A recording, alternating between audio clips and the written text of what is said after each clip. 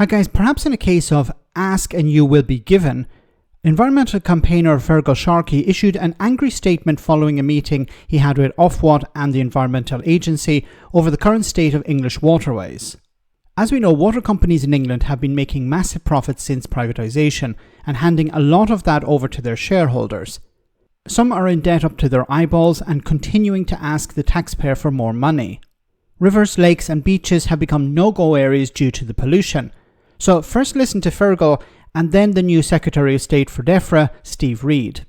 I'm going to go home. I genuinely now so utterly furious at this. Ofwat and the Environment Agency, government needs to conduct an urgent root and branch review of the regulatory system. I think Ofwat needs utter restructuring, if not abolishing. And I think to send that message, but I'll have more to say about it later on today, I think bill payers need to take to the streets in Whitehall to demonstrate to Ofwat we've had enough of the greed, we've had enough of the exploitation, we've had enough of customers being fleeced, we've had enough of sewage being dumped into our rivers and onto our beaches. It ends, and it needs to end today.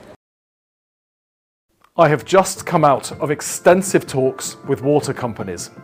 I made clear that the proposed increases to water bills are the unacceptable result of years of failure. Too much money was spent on bonuses and not enough on fixing the broken sewage system. This will never happen again. Water bosses have signed up to my initial package of reforms. Funding for vital infrastructure investment will be ring-fenced, meaning it will only be spent on upgrades benefiting customers and the environment.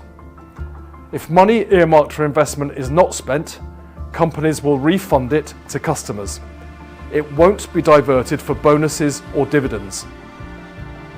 Water companies will change their constitutions to place customers and the environment at the heart of their objectives. And for the first time in history, powerful customer panels will have the power to summon board members so they can hold water company bosses to account.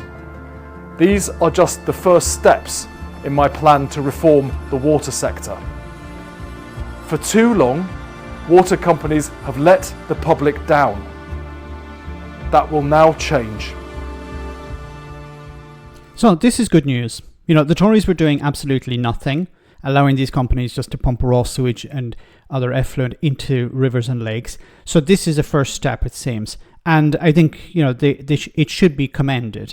Now, is it the same as nationalisation? No, it's not.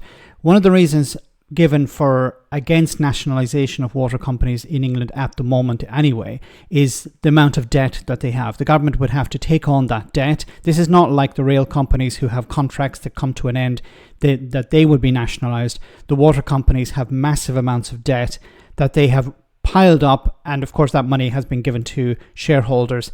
Well, if the government were to nationalise it, it would take on that debt and it would see very little for it. So maybe this is one of the arguments. I don't know whether that's a good idea or not, but on the surface it seems this is the approach. Instead of nationalising, clamp down and introduce new rules. So one of the rules there being any new money for infrastructure upgrades has to be spent on that. It can't be given to shareholders. And if it's not spent, it's given to customers. So this is good news.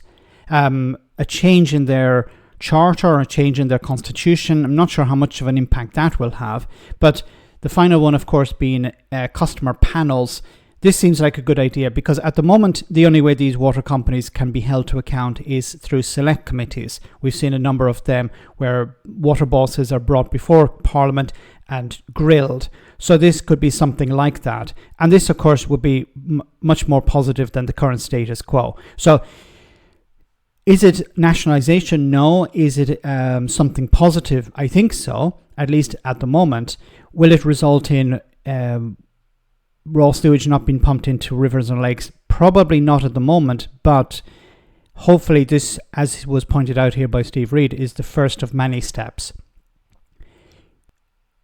This is a national and natural resource that needs to be protected, and it's important that government either take over this type of resource or at least put it in the hands of companies that will treat it with respect and treat customers with respect. Let me know in the comment section, guys, what you think about all of this.